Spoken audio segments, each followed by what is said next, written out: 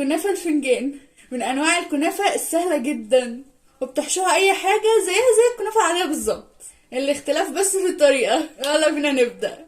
معايا هنا نص كيلو كنافة ونص كمية زبدة مذابة او ممكن سمنة، ودي هنا قشطة، دي قشطة بلدي. انا دورت على القشطة اللي هي التانية اللي بتكون معلبة او مخصصة حلويات، ما لقيتش.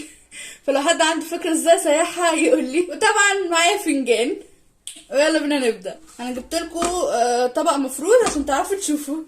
انا هنا عندي مش هقطعها خالص، عشان أنا لو قطعتها مش هتمسك معايا وهتفرول، فهخليها بحالتها كده. هبدأ اطلق عليها بقى نص كوباية السمنة، ولو احتاجت تاني حطه مش مشكلة. ابدأ بقى اقلبها لغاية لما تتشرب السمنة بتاعتي. خلصتها خلاص. اجيب اي صينية عندي، وابدأ اجيب الفنجان بتاعي واخد حبة وافردهم كويس في الارض في القاع. نحاول نخليها بالشكل ده كده ويبقى طلع لها جوانب. هحط جواها معلقه صغيره من القشطه، وممكن احط عليهم كمان اي نوع مكسرات. وبعد كده اجيب بقى اللي هغطي بيه الجزء التاني، نكبس جامد قوي كده عشان ما تفكش منها. بعد كده اقلبها. ترى والله شكلها كيوت قوي وهي كده. هنرتب بقى في الصينيه الكميه اللي احنا هنعملها. نسيت اقول لكم الصينيه ندهنها نقطه سمنه صغنططه. وهنا عندي دي شوكولاته كنت جايباها من السوبر ماركت، نغرقها بقى شوكولاته ونحط بقى. ما عرفتوش تطلعوا الكنافه رغم انكم دهنين المج، تجيبوا معلقه وتعملوا كده من الاطراف اهو كده، تفرقوها بس على المج. خلاص طلعت.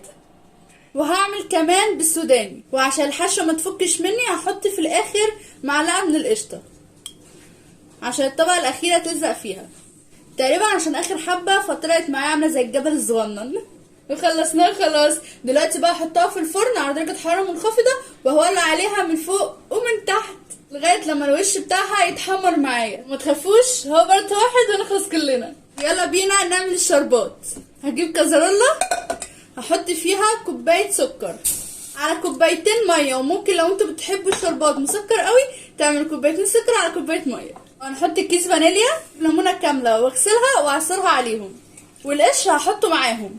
نقلبهم مع بعض ونحطهم على البوتاجاز لغايه لما يتعمل معايا ويتقل. الشربات خلص معايا وطلعنا الكنافه اخيرا.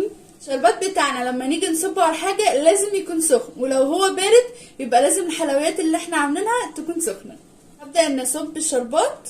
بسم الله الرحمن الرحيم. طبعا مش هنعرف ندوقها لان احنا صايمين، وهي محمره معايا من كل جهه، تحفه. طبعا مش هعرف ادوقها عشان احنا صايمين. ما انا تعجبكم وجربوها ومش هتندموا. انا كده خلصت. لو عايزين مني اي حاجه تاني ما تنسوش تقولولي.